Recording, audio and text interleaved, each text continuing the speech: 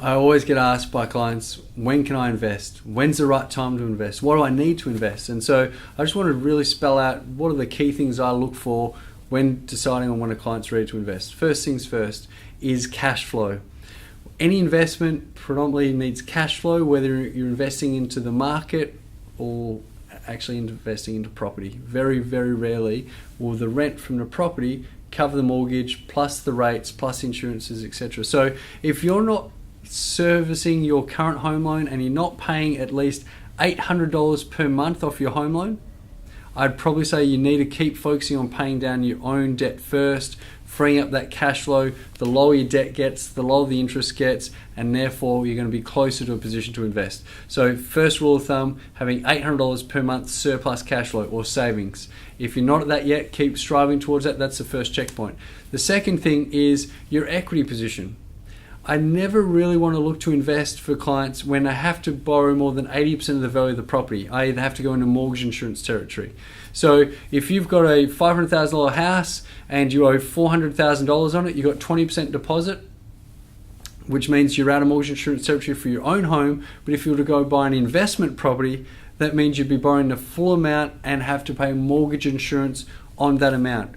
That's usually around about 2% of the loan amount, which goes on top of the loan, and it doesn't help you or cover you or protect you in any way, shape, or form. It's insurance the bank takes out against you because they think you're a high risk. So always make sure you've got at least 20% equity before you start to move on to your next property. The third thing I look for when it comes to investing properties is what's happening with the market. I don't want to be buying a property which is going to go sideways and not grow for 3 or 4 years, and I'm having to pay for the insurance and the rates and the interest on it if it's not growing. A lot of the time you're going to be looking for getting the market where you're not going to pick the bottom, but it's certainly started moving already. So at the moment, I really feel that you've got Sydney and Melbourne have certainly done their run. I feel that they've got more downside than upside at the moment. Brisbane's certainly peaking.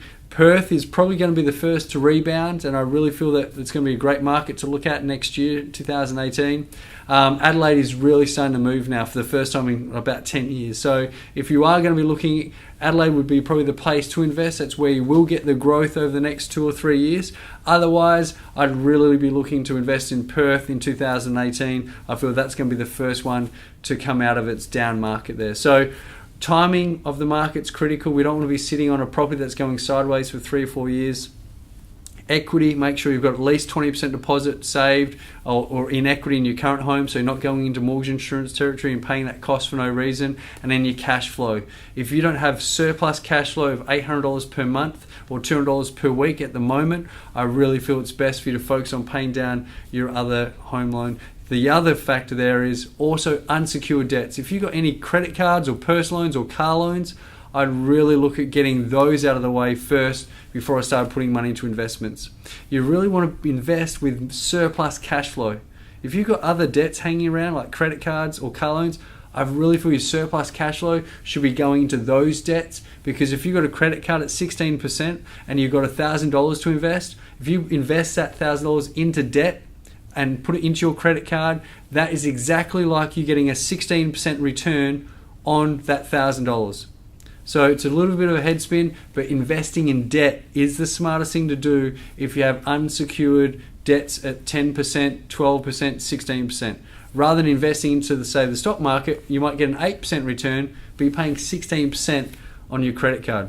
Just doesn't make sense there. So they're the things I really look for to make sure that A, you're buying at the right price, in the right location, and you're ready to it. It's not going to put any financial strain on you or the family, because there's nothing worse than getting into an investment that affects your lifestyle.